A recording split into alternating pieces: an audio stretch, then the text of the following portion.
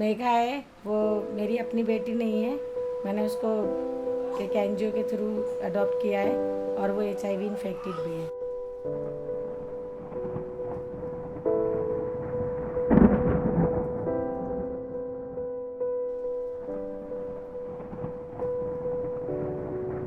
Hello, I am Megha. मैं 12th class में पढ़ती हूँ। मेरे स्कूल का नाम संत एकनाथ सर्वोदय कन्या विद्यालय है। मुझे ड्राइंग करना पसंद है, टीवी देखना पसंद है और मैगज़ीन्स पढ़नी भी बहुत अच्छी लगती है। मेरा फेवरेट सब्जेक्ट हिस्ट्री है और मैं यहाँ मम्मी के पास रहती हूँ जिनके 3 बच्चे हैं, 2 लड़की और 1 लड़का, जो मेरे अब भाई बहन हैं। और मेरा एक खुद का सगा भाई है जो गांव में रहता है, वो 10th क्लास में पढ़ता है। अब मुझे दिसंबर में 10 साल हो जाएंगे दवाई खाते हुए HIV की। और मैं जब छोटी थी तो मैं एक एनजीओ में आई थी, चेल्सी के एनजीओ में आई थी। तो वहाँ मैं कुछ साल रही और फिर मम्मी ने मुझे अडॉप्ट कर लिया और मम्मी मुझे पाल रही हैं। और अब से मैंने मम्मी ही बोलती हूँ और मैं इनके पास बहुत खुश रह रही हूँ। जब मैं छोटी थी तो मेरी मम्मी की डेथ हो गई थी, फिर उसके बाद 4 साल बाद मेरे पापा की डेथ हो गई। नहीं, हाँ, मैं जब अभी बीच 4 साल हुए मेरे पापा की डेथ को। फिर मेरा भाई भी अब गांव में ही रह रहा है। पहले वो हॉस्टल में पढ़ता था तो वहाँ उसने बहुत शैतानी करता था, तो इसलिए वो गांव में ही उसे भेज दिया पढ़ने के लिए। अब वो गांव में ही रह रहा है और अब वो 10th क्लास में है। सब वहाँ पे मेरे साथ जितने बच्चे थे सबका टेस्ट कराया गया था कि टेस्ट हुआ था, तभी सबको पता चला था कि मैं पॉजिटिव हूँ। मेरी एज 6-7 ईयर्स ओल्ड होगी। ज़्यादा इतना टेंशन लेने के लिए उन्होंने वो था ही नहीं। जब छोटे थे तो इतना फ़र्क पड़ा ही नहीं कि क्या होता है, बस दवाई खानी होती थी और कुछ बस इन्फेक्शन कैसे होता है वो 4 रीजन्स वो समझा दिए गए थे बस। मेरे हस्बैंड ने सेकंड मैरिज कर ली थी, तब से मैं अकेले ही अपने बच्चों को पाल रही हूँ। अपने बच्चों के साथ साथ मैं एक ऐसी बच्ची का भी पालन पोषण कर रही हूँ जो HIV एड्स से पीड़ित है। और वो मेरे घर में मेरे बच्चों की तरह रहती है, कोई उसके साथ भेदभाव नहीं है। और अब वो 17 साल की हो गई है, क्लास 12 में पढ़ाई करती है और उसे देख के कोई भी नहीं बोलेगा कि वो HIV से पीड़ित है, क्योंकि घर में ना तो इस प्रकार का कोई भेदभाव है और उसको समय पे दवाई, समय पे खाना और सबसे ज़्यादा तो प्यार की ज़रूरत है ऐसे बच्चों को, कि अगर खाने की भी थोड़ी कमी होगी और उससे प्यार कर रहे हो तो शायद वो अपनी ज़िंदगी खुशी खुशी जी सकता है। और मैं चाहती हूँ कि अभी तक मैं एक पिछले एनजीओ से जुड़ी हुई थी पिछले कई साल, तो उस बच्चे को वहाँ से मदद भी मिलती थी, एजुकेशन सपोर्ट, न्यूट्रिशन सपोर्ट। लेकिन वो एनजीओ इतना अच्छा काम करती थी, फंडिंग की वजह से वो एनजीओ बंद हो गई और उसी के साथ कई बच्चे सफ़र कर रहे हैं जो अब बच्चों को कोई देखने वाला नहीं है। और मेघा बहुत लक्की है, या मैं बहुत लक्की हूँ कि मैं मेघा को अपने पास रख पाई और मैं जो भी मदद मेरे से बनती है मैं उस बच्चे के लिए करती हूँ।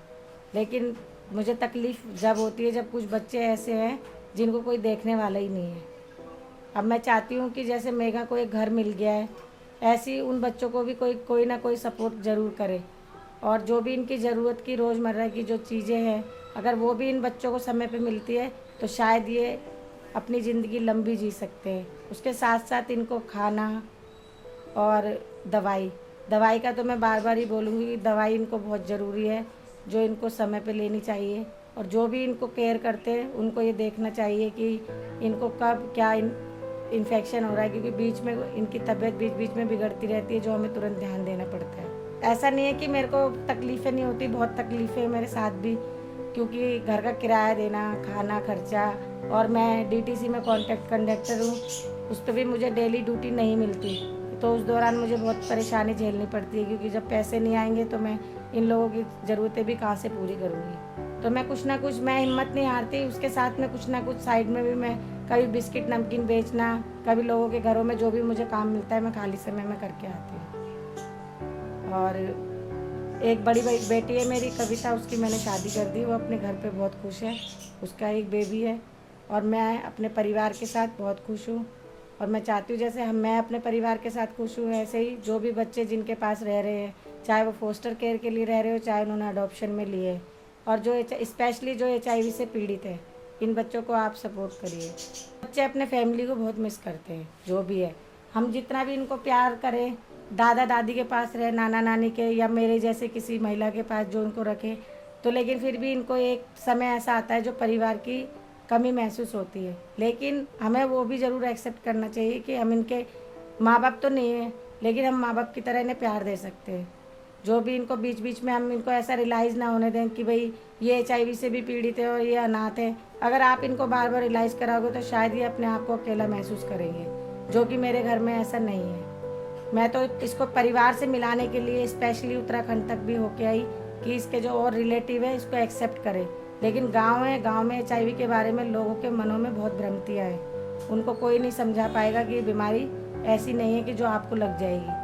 उनके मन में यही वहम है कि अगर हम इसको ले जाएंगे और परिवार के साथ रखेंगे तो हमारे बच्चों को भी ये बीमारी लग जाएगी। हेलो, मेरा नाम कविता है और मैं मम्मा की बड़ी बेटी और मेघा की बड़ी सिस्टर हूँ।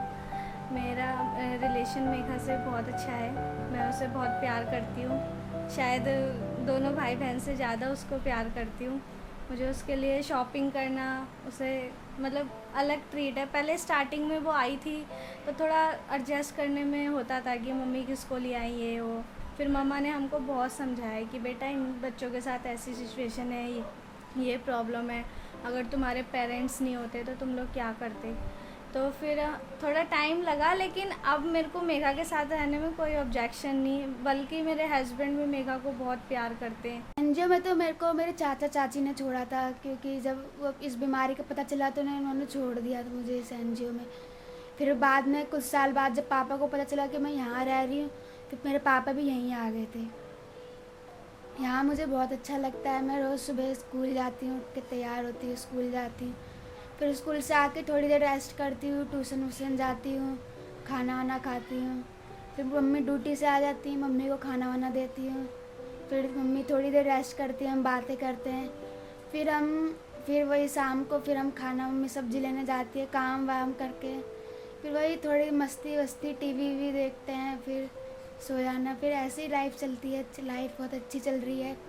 घूमने भी जाते हैं, मौसी वौसी के घर मम्मी लेके जाती हैं, और बहुत जगह घुमाने अपने बहुत जगह लेके जाती हैं, रिलेटिव के पास भी लेके जाती मम्मी। स्कूल में मेरी बहुत सारी फ्रेंड्स हैं, जिनमें से बस एक मेरी बेस्ट फ्रेंड है, उसका नाम पूजा है।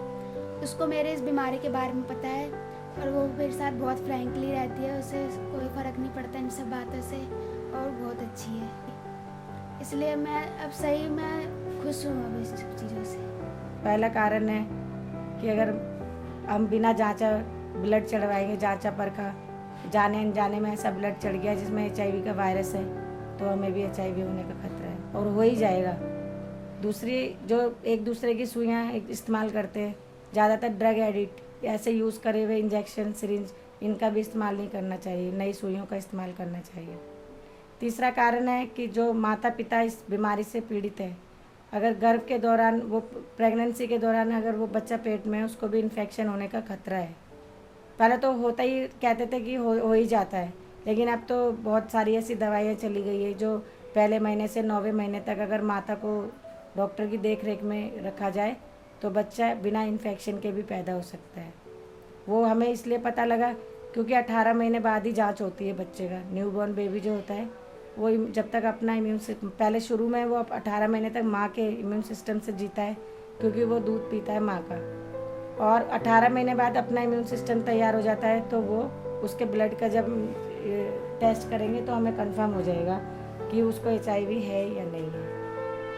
और चौथा कारण तो आपको पता ही है कि जो एक से ज़्यादा अनेक साथियों के साथ संबंध बनाते हैं और उसमें कोई सुरक्षा नहीं अपना रहे, चाहे वो लड़का हो चाहे लड़की हो, उसको भी इन्फेक्शन होने का डर है। दिल्ली के अंदर सबसे ज़्यादा रेशो यही है कि जो multiple sex partner. Bhutan Prince वो भी आए थे हमसे मिलने के लिए, उन्होंने हमें ताज होटल में बुलाया था, वहाँ घूमे थे, वहाँ मैंने अपना पोर्ट्रेट बनवाया था, खूब मस्ती करी थी, और मुझे चॉकलेट बहुत पसंद है, तो वहाँ मैंने जितनी भी chocolate, cake, chocolate, hot chocolate और यही सब खाया था।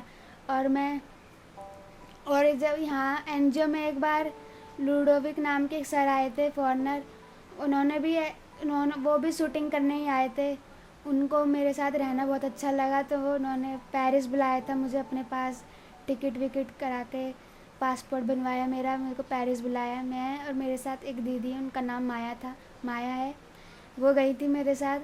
और हमने पेरिस में हम वहाँ 1 वीक रह के आए थे।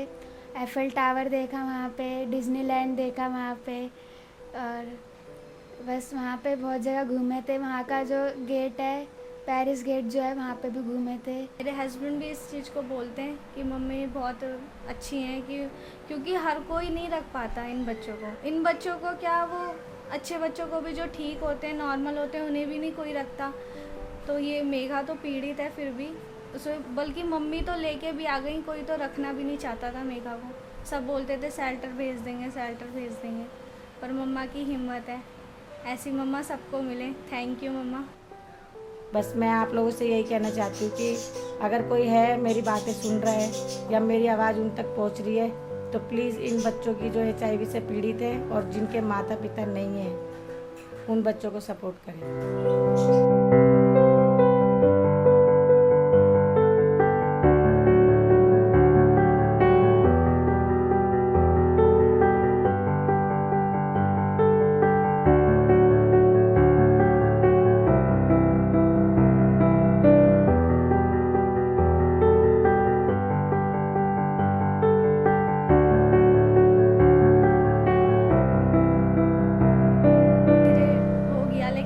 बहुत ज़्यादा है। अगर उसके शेल्टर की भी कभी बात होती है ना, तो हम लोगों को तो बहुत सच्ची में रोना सा आ जाता है कि इसको हम मिस नहीं करना चाहते।